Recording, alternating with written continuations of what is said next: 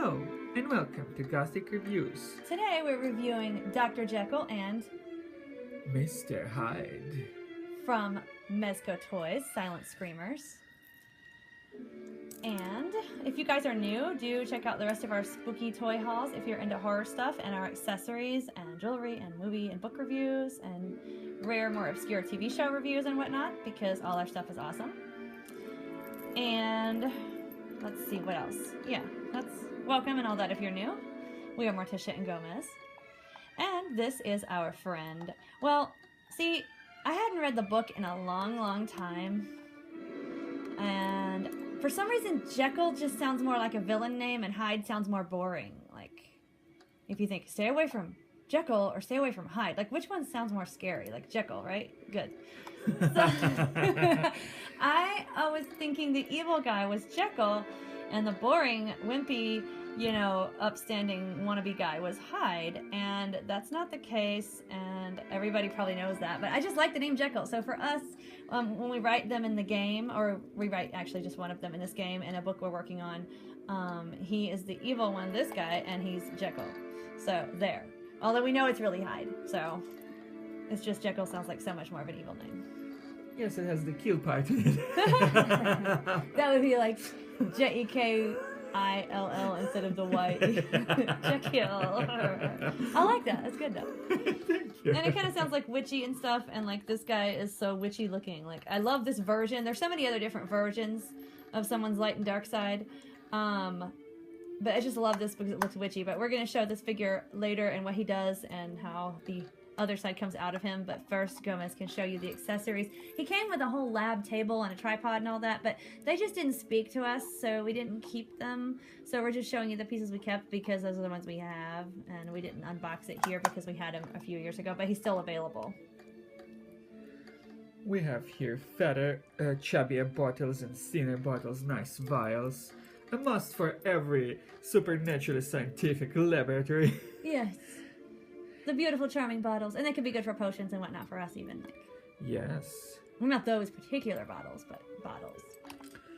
And we really liked this book because it's like, it's a nice charming accessory, but it has the title Evolution, and then it's signed by Robert Louis Stevenson, which was of course the author of Jekyll and Hyde, The Strange Case of Jekyll and Hyde. So it's a very nice touch for an accessory, and it's well developed. It seems like it contains lots of knowledge in it.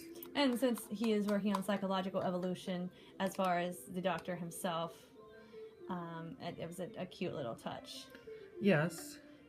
And so we just kept the accessories that spoke to us the most, and the rest had to go. Like, well, are we really going to do anything with this lab table? And once he's already the dark side, did we really see him screwing with the lab table? And we're like, no.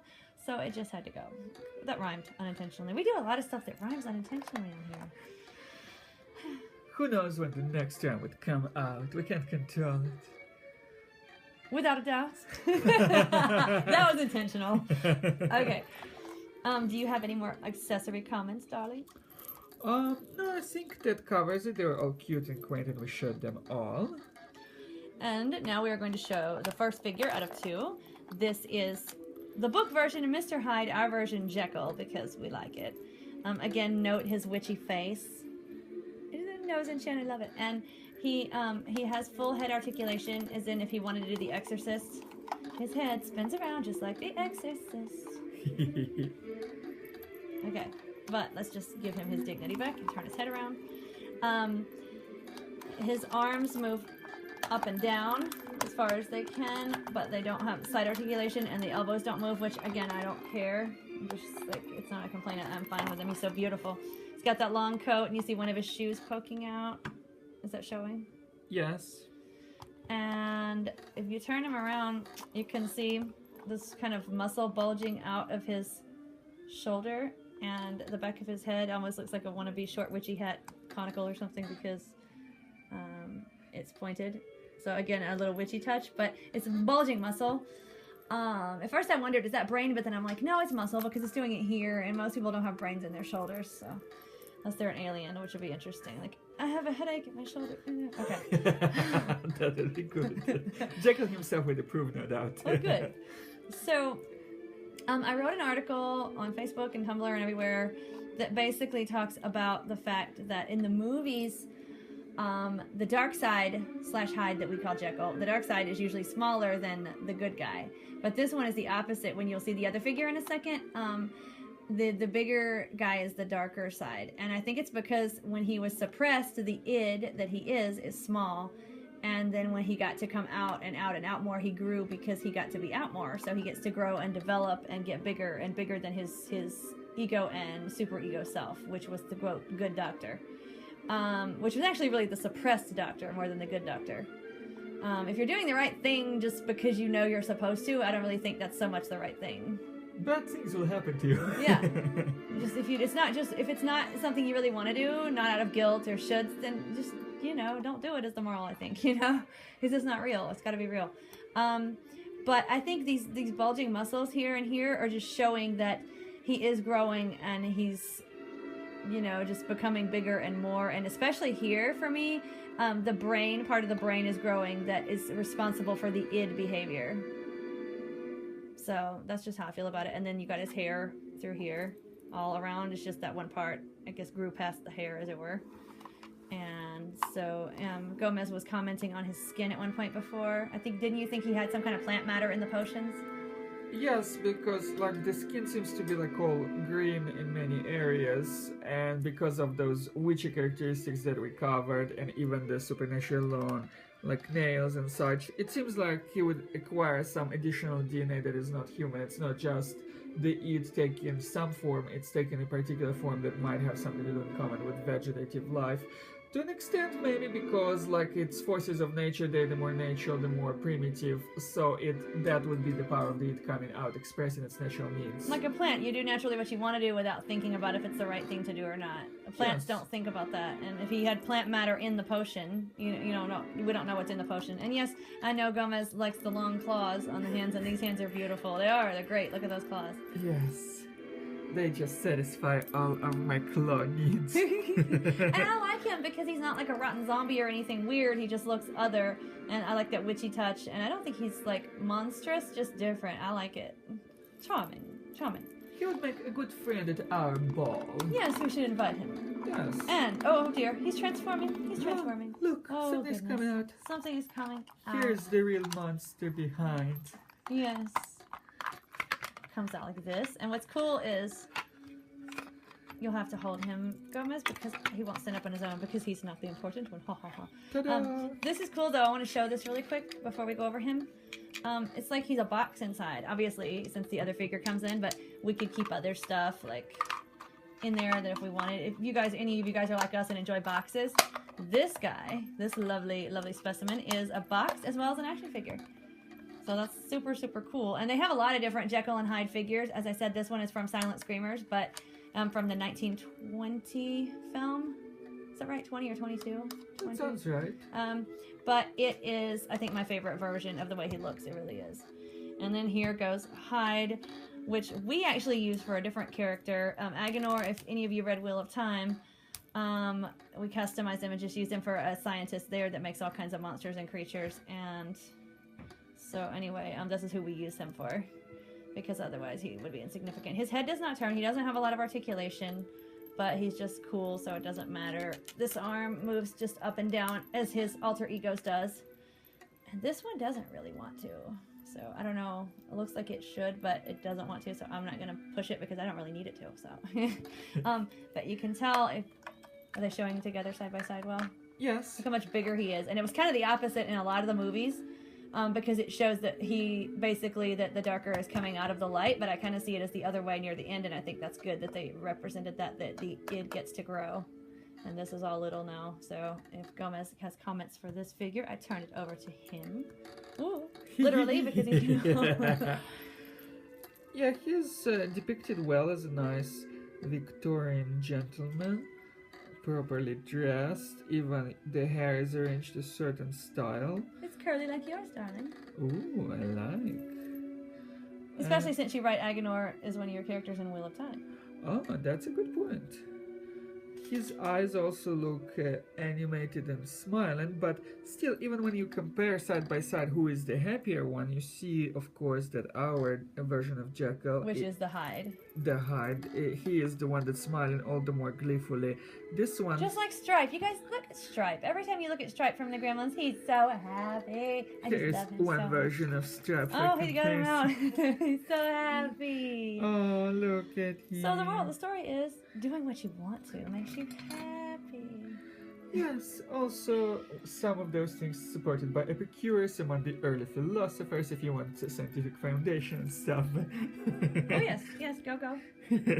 So, like, you know, he had this theory that you as men live for pleasure, and that's acceptable. And it was a very popular theory because enough people definitely understood and agreed with it, because it correlates with reality, unlike many other theological and metaphysical arguments that cannot be verified. So, And a lot of people look down upon living for pleasure because they have to consider it wrong because of morality that was built later. yes. And living for pleasure doesn't mean doing something bad or hurtful to someone.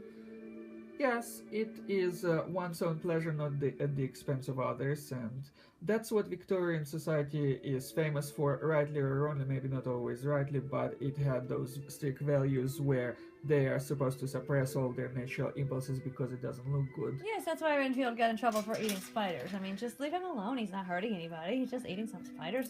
I mean, they're healthy. Yes, and give him good nutrition. Extra life force, yeah, I mean, Yes. you know, whatever.